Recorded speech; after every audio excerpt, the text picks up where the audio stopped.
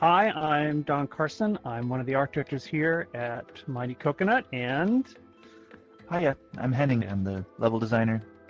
we've crash landed on a Tiki themed island. And Tiki was definitely high on our list of themes that we wanted to explore. And in fact, it was on there for quite a while, but we hadn't yet discovered our own sort of walkabout take on it. So this represents our version of tongue-in-cheek sort of tiki bar, tiki aesthetic. It was the introduction of the inhabitants of the Tiki Island that really nailed it for us. And I think in many ways, the course kind of designed itself from there. Wouldn't you say, Henning? We always wanted to do Tiki. It's just a place where, with every course, we try and make a nice place that everyone wants to get away to, spend some time in. But Tiki was the Tiki aesthetic is pretty much that encapsulated.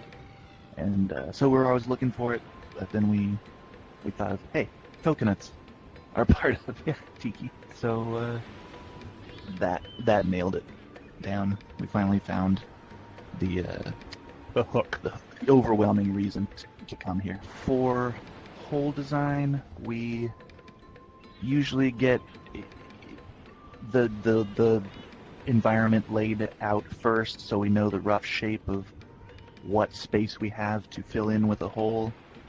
And sometimes like a course theme will immediately suggest a shape language and a material that the walls of the golf hole will be lined with. So Tiki it is this carved wood. We try and get that into every hole except for, as you saw, hole 1 is kind of on the beach and doesn't have that. There's always one or two holes that just have to live where they are and don't fall in with the theme, that are just have to be in place and take up that space with what they are. This is a hill climber, I would call it, which is notoriously unloved as a type.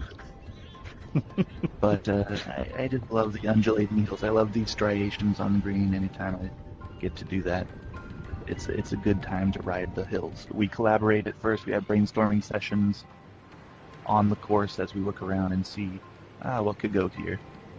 That we all definitely come with our own ideas to that. And I usually have a few ideas of big gimmick holes that are, this is the volcano hole. We have to use that volcano somehow, and it has to be so-and-so hole. But some of them just sit in the space and take on the theme, and that's good enough. He's the head coconut.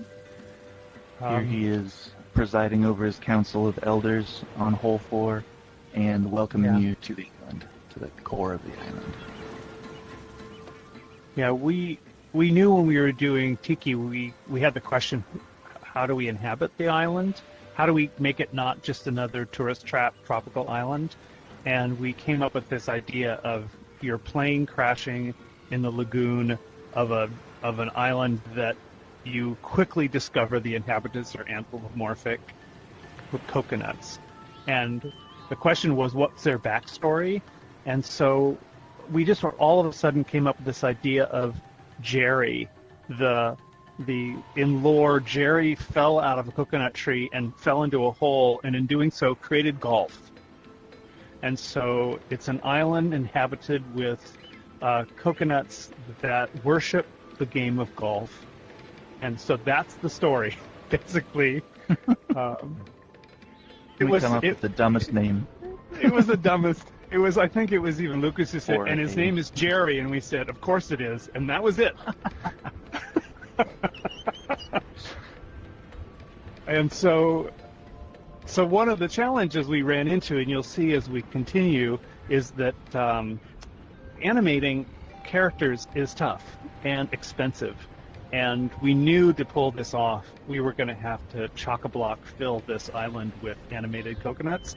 And so we we said, oh, well, it's okay. There'll be lots of coconuts, but they're going to be kind of all doing the same idle so that we don't have a heavy lift as far as animation is concerned. And Nate, our current chief animator, he animated every single coconut with its own complete brain and emotional style, and every single one of them is an individual and incredibly, incredibly charming. Tough additional challenge for Nate. Give them each character, give them personality, but don't be so in your face with the animation that it distracts from everything else. Like these cartoon, you could go way too cartoony and animated with these guys, and they would distract. Yeah, for me, this course, probably more than anyone we've done, is the most like a theme park attraction, in that as you move through it, there's actually an evolution of characters you encounter that are going through their own little bit of business that helps support the larger theme, but they're all, I don't know, they're all supporting characters as opposed to star characters. So you can get lost in the things that they're doing while they complement the environment that they're in.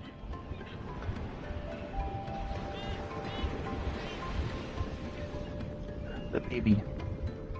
That's what a theme park is to you, Don. You're, of course, more focused on the story. And this is even more theme parky to you than the literal theme parks we've done, like I think Fairyland. Well, you bore witness to the naming of Mighty Coconut. So. The name of our company. Oh, right. Yeah. The whole thing. Well, the name cut came from a trip we took to Belize to finish a animated short that Lucas was working on called Ocean Maker. So he tempted us all with a 8-week vacation in tropical Belize. We went down there.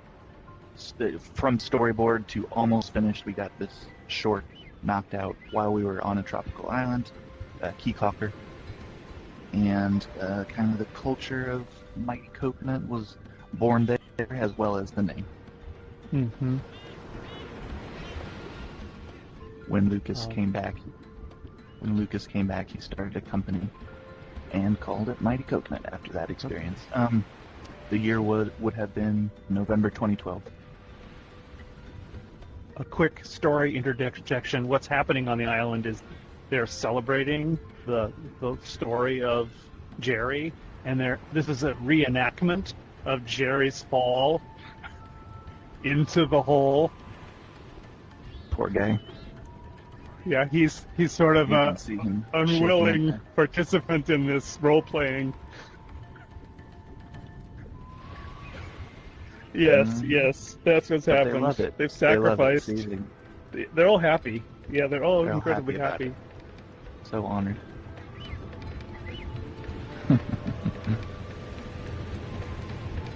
But the celebration is in full force, including this wonderful hula stage.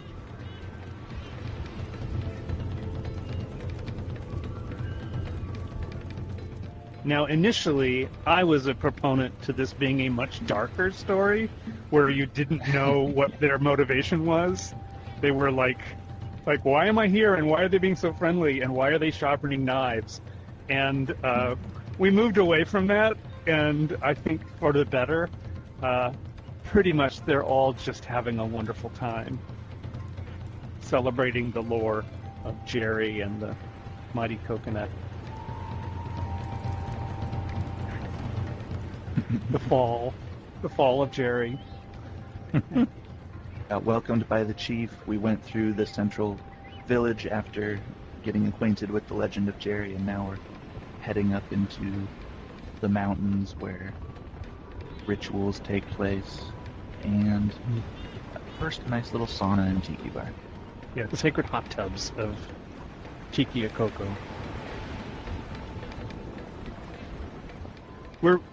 We're big fans of the work of Shag, who famously does very, very primary color depictions of Tiki, and certainly Disney's Tiki Enchanted Tiki Room.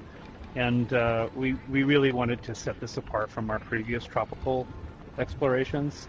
So everything is very, very stylized, and the color palette is lots of warm yellows, oranges, and purples. So much of that is a combination of Zach's sort of initial color palette exploration, and then a lot of it is Tony's lighting, and then the tweaking of the textures to complement his lighting.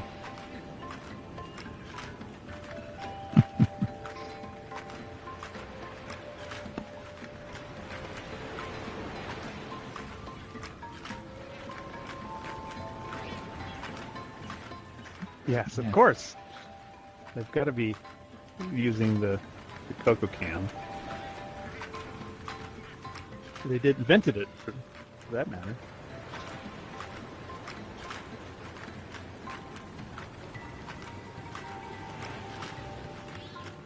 So there was a huge amount of conversation that happened about what the coconuts would look like and how they were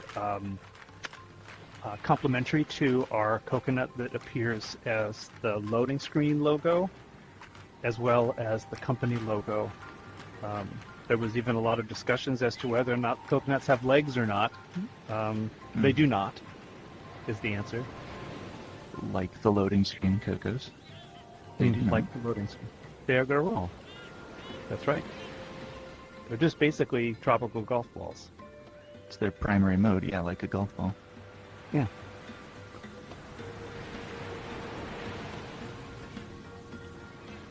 Kudos to the art team for just the incredible attention to detail. I think that probably this course, even more than any one we've done before, the rich layers of details is incredibly evident every environment you go into.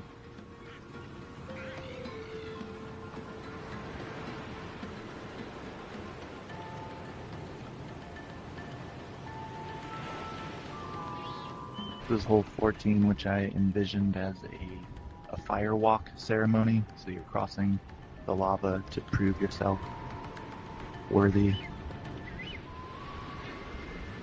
As we go up further, rituals, like a tattoo hut up here.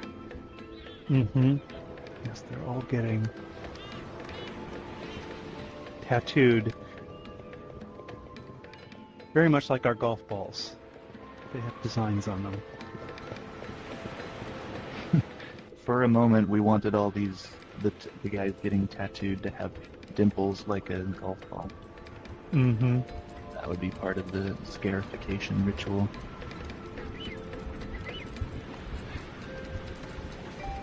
Here, I think, is the biggest remnant dawn of your dark cocoa. Right. What are they going to be eating? Idea. Yes. Yes. They're all gathered up here on the feast. And they're just so happy about it. Yeah. Who's that big pot for? Yes. Where are we going? Well, and we really wanted to play with the playful aspects of Tiki as opposed to necessarily the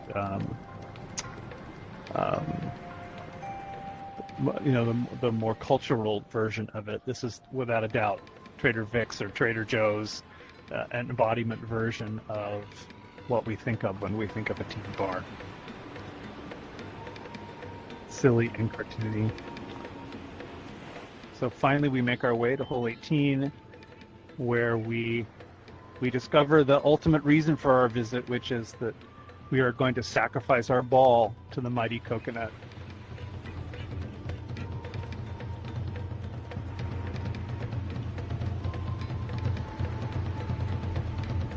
I still think the course should have been called the Almighty Coconut.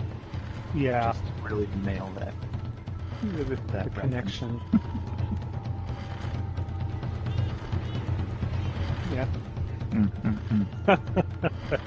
Your heart will remain intact, but your ball will not.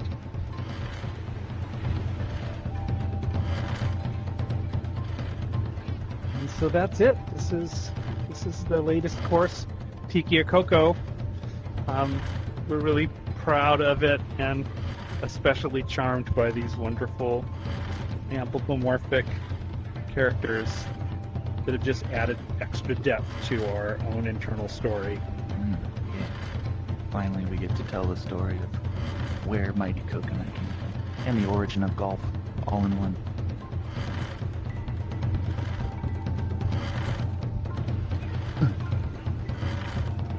Off into the sunset.